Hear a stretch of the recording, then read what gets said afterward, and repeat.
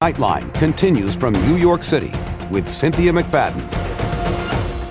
We turn now to a looming crisis at sea.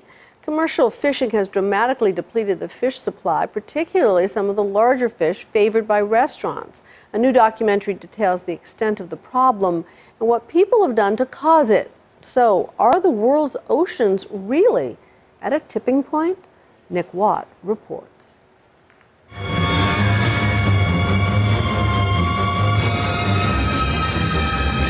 This film is dramatic, bloody, and frightening.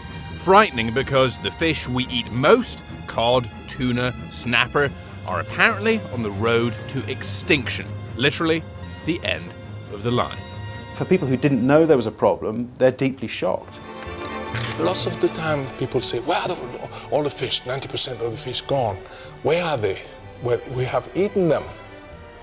That's what we have. We have eaten them.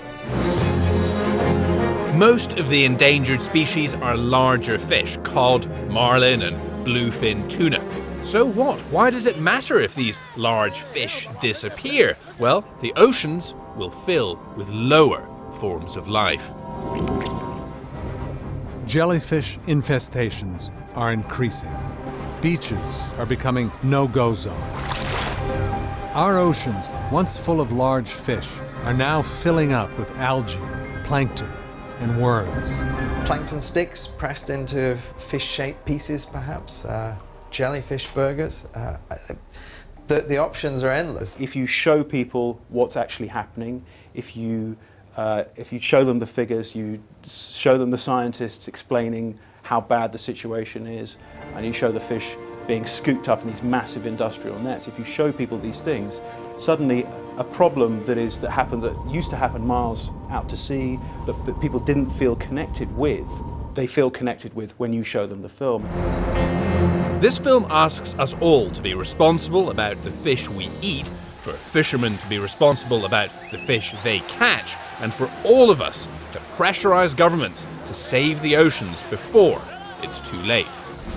The US has some of the strongest fishing controls on Earth, but critics say the rules could be even tighter, point out that we're just exporting the problem.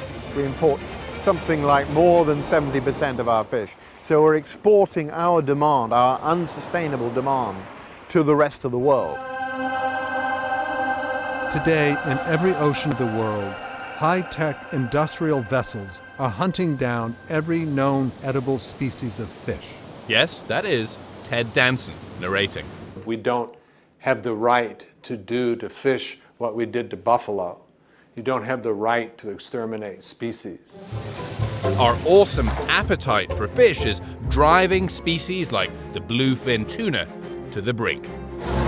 In the Mediterranean, fishermen ignore the bluefin quotas imposed by governments. They catch 3 times what they should. Restaurants like Nobu, under some pressure, do now list bluefin tuna as endangered on their menus, but bluefin is still on the menu. Bluefin is the front line. Bluefin is the most immediate crisis that we know about.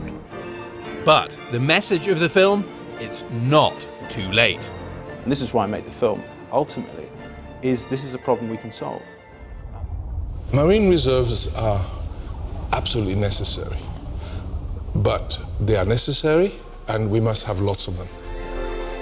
Consumers need to change their eating habits. And the global fishing industry has to abide by the rules and reduce its capacity.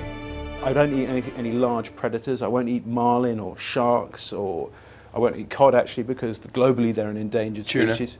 I don't eat tuna. Apparently we should go for the smaller fish, anchovies, mackerel, that reproduce and mature quickly, that aren't endangered. Your ideal case scenario, we're still gorging ourselves on fish. I love eating fish, and so the reason why I made this film, because I want to go on eating fish. I want my daughter to eat fish. I want everyone to enjoy seafood, but I want them to enjoy it responsibly. And to remember that unless we are careful, there won't always be plenty more fish in the sea. I'm Nick Watt for Nightline in London. A bleak outlook for the Earth's oceans. Nick Watt reporting. When we come back, the judge awards custody of Michael Jackson's children, and late news about North Korea as former President Bill Clinton heads off on a diplomatic mission.